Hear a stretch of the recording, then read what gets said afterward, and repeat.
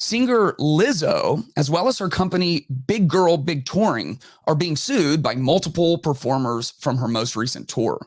Lizzo is known as a vocal advocate for body positivity, and she's being accused of many things, oddly enough, including fat shaming her backup dancers. The allegations really only get crazier from there. Let's take a look. This is an article from NBC News. And I'm going to get to use my censor button. So how about that? Just warning, if you're listening to this in the car, some of what she's being accused of is quite risque. If you've got, kids in the back or something like that, here's just a heads up for you. The article says 3 of Lizzo's former dancers have accused the singer of sexual harassment and creating a hostile work environment in a lawsuit filed Tuesday. They also allege that she pressured one of them to touch a nude performer at an Amsterdam club and subjected the group to an excruciating audition after leveling false accusations that they were drinking on the job. The dancers accused Lizzo, a performer known for embracing body positivity and celebrating her physique, of calling attention to one dancer's weight gain and later berating and then firing that dancer after she recorded a meeting because of a health condition. The suit, filed in Los Angeles Superior Court and provided to NBC News, also accuses the captain of Lizzo's dance team of proselytizing. Okay, I'm not going to go through all that.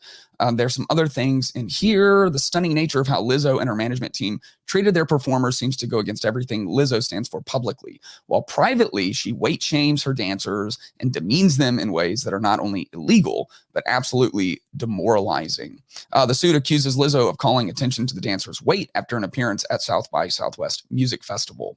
The singer and choreographer later told the dancer that she seemed less committed to her role, a comment that the suit describes as a thinly veiled concern about Davis's weight. There are some crazier things in here, believe it or not. The trip to an Amsterdam gentleman's club, or I guess gentlewoman's club, happened after a performance in the city. The suit states that Lizzo's after parties were routine and they were non-mandatory, but alleges that those who attended were favored by the singer and had greater job security. And that's going to be important to remember because part of what we're going to talk here about is power dynamic. And so they're saying, look, when we went to these strip clubs and sex shows, like crazy things that were apparently happening, they were non-mandatory.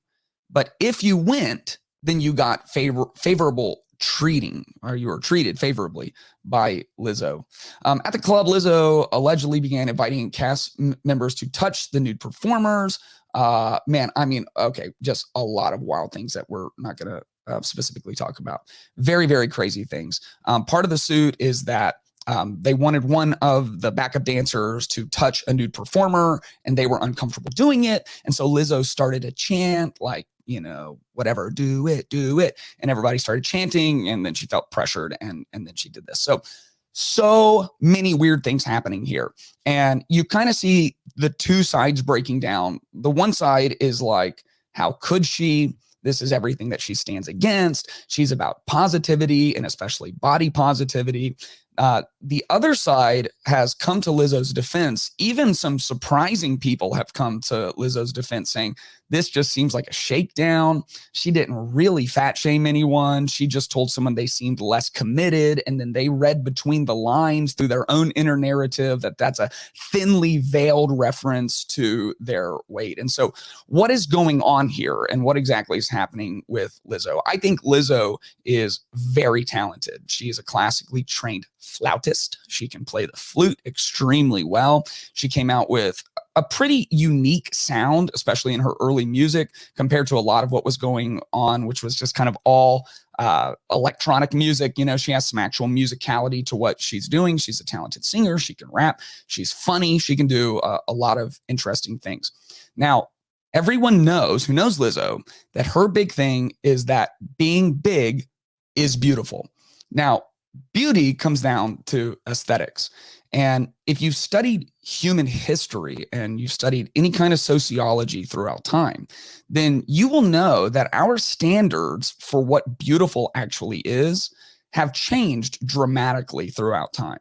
At one point, we thought, the fairest skinned people were the like the most beautiful because it showed that they were wealthy and they stayed inside. We went to kind of another extreme where we thought the absolute tanner that you could be. Went through that season like in the early 2000s where everyone was orange, because that was attractive. People have thought that really busty physiques were the way to go. At other times, it's been really, really thin physiques. There have been times where it's actually true that a woman who was bigger in weight was actually seen as more attractive. And interestingly, in some of my travels to impoverished countries, that's still the case because it is a sign of wealth in countries where people struggle to get nutrition. Someone who really has a lot of meat on their bones is seen as beautiful because the beauty gets tied into the socioeconomic status in some way. So, like, to say big is beautiful, man, I believe in a scripture that says we are all beautifully and wonderfully made. I'm on board. We're just talking aesthetics. Where I get uncomfortable is where they take the next step and say big is healthy and big is good. And by big, we're not talking about not in Thor shape. We're not talking about not a supermodel. We're talking about morbidly obese. And we kind of live in this culture now where if you say anything might not be healthy or might not be good for you or might cause serious issues in your actual physical health, then there's no in between. There's no nuance to be able to say you have full value and worth. You are completely loved by God. You are embraced by our society. You either have that or you have I hate you and I stand against you. Like that's it. Those are the extremes. There's no category for like I fully love you and you have full worth and value and I see you as a human being and I understand the struggle for many, many people who struggle with their weight. And it is always unkind to lie. And it is a lie to say that being morbidly obese is a healthy thing. So look, I have my own health problems. Mine has the opposite effect. I have an autoimmune disease that is specifically in my gastrointestinal tract, ulcerative colitis. And so I don't actually even know where my metabolism is at because it kind of doesn't matter because I have a stomach disease that makes it even, when I was young and really wanting to put on weight for athletic reasons, made it very, very difficult for me and causes my own issues of how I have to think about diet and exercise and those kinds of things. I don't know that struggle. I'm not going to pretend to know that struggle. I know that life is hard, that we create coping mechanisms very young. And for many people, their coping mechanisms are centered around diet and things like food. I know there's a lot of fear. I know there's a lot of health issues that make it very difficult to keep weight off. So are we in a world now where we have to lie to someone to be loving to them? Because that world is a paradox. That's a world that is untenable. We should be able to say, I completely love you and you're completely valuable and you have complete full worth and you are loved by God and you're loved by your people. And it is not good for you to be morbidly obese. It is the one comorbidity that leads to the most amount of potential suffering and health risk in your life. It is putting every one of your major organs under a level of stress it is not meant to carry. It is bad, really dangerous for your cardiovascular system. It will affect your endocrine system. This is not a positive thing. And body positivity has a root of something good in it, which is you should be able to love who you are on the inside. But it gets stretched to the extreme of we're going to call something healthy that is not healthy. The prophet Isaiah spoke about this. This is a verse that comes up increasingly more and more throughout the podcast because it's just so on the nose with where we're at in culture today. Isaiah said, woe to those who call evil good and good evil. I'm not saying being overweight is evil. Let's keep going. Who put darkness for light and light for darkness.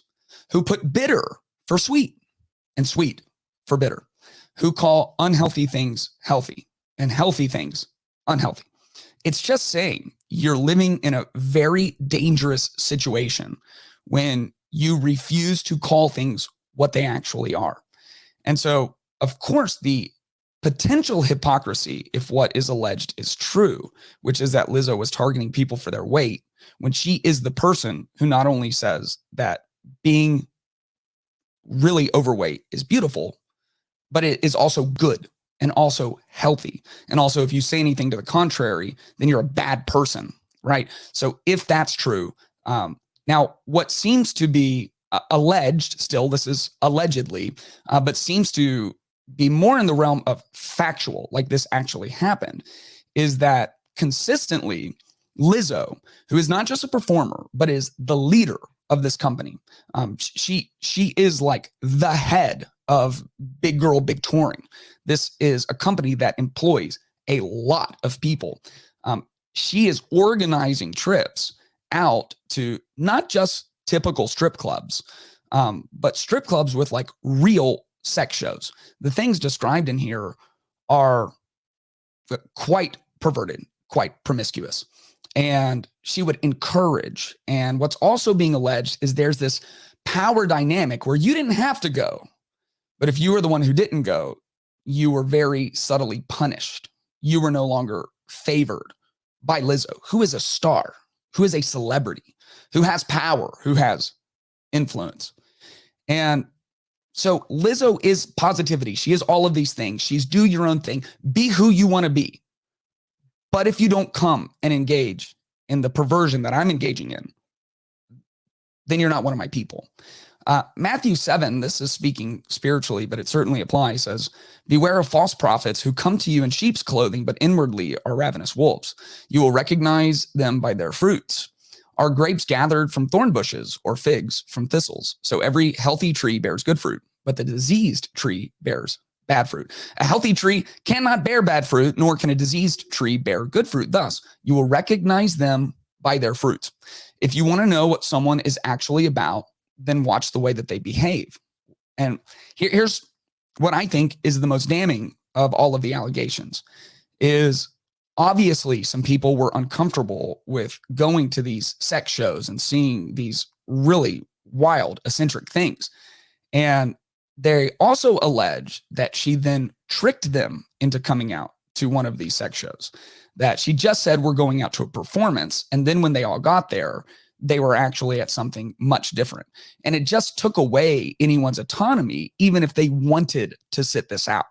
It's like, hey, we're going to go, come watch the magic show. And you get there and it is, not magic at all. So what does all of this come down to? How do we think about this as Christians? Well, there is a principle in Scripture called being above reproach. And this is a good idea for all people in all times, especially followers of Jesus. Living above reproach means you live in a way where no one can make a meaningful accusation against you. Like you can bring the receipts. You have accountability in your life. You have a level of stature and moral character that people aren't going to begin to question this. This is the problem with calling something that is obviously unhealthy, healthy. This is the problem with promoting to millions and millions of people that Lizzo has under her sphere of influence, that it is okay and good and healthy to be morbidly obese. I mean, I don't want to overstate the case here, but she is leading millions of people to potentially dangerous or even deadly outcomes with that kind of logic. That's the level of that lie. And so when someone is willing to call bitter sweet and sweet bitter, they're not above reproach. They're not seeing the world clearly. They're not living in a logical and reasonable fashion. And often logic and reason are set over here on the side of science and kind of separated away from the whole faith crowd, the whole Jesus crowd. That shouldn't be the case. If we really believe that Jesus is who he says he is, and that he is God in human flesh, and the God he represents is the God of all creation, then God created a world that is intelligible and understandable, which means that logic and reason are actually sourced in our transcendent God. Furthermore, without a transcendent grounding, you really can't have logic or reason, which is a different apologetics conversation we're not going to get fully into right now. Living above reproach is the way to live where you can lead at your highest level, where you can have relationships at your highest level, where you can feel a fulfilling life at the highest level. And the question is, whose responsibility is it to be above reproach? Is it Lizzo as the leader, the one with all the influence, the one with all the power? Is it her backup dancers? Are they the ones who should be above reproach? They're the ones at the bottom of the power dynamic. Am I getting ready to blame the victims? Wow. There's a story in scripture about Joseph, and Joseph's brothers sold him into slavery. He was at the lowest power position you could possibly be at. He was a hard worker. So he was put in the house of Potiphar, who was a powerful leader in Egypt. And one day, Joseph, who was a striking young man, he was cleaning their house when Potiphar's wife came and tried to seduce him. She actually grabbed him quite forcefully.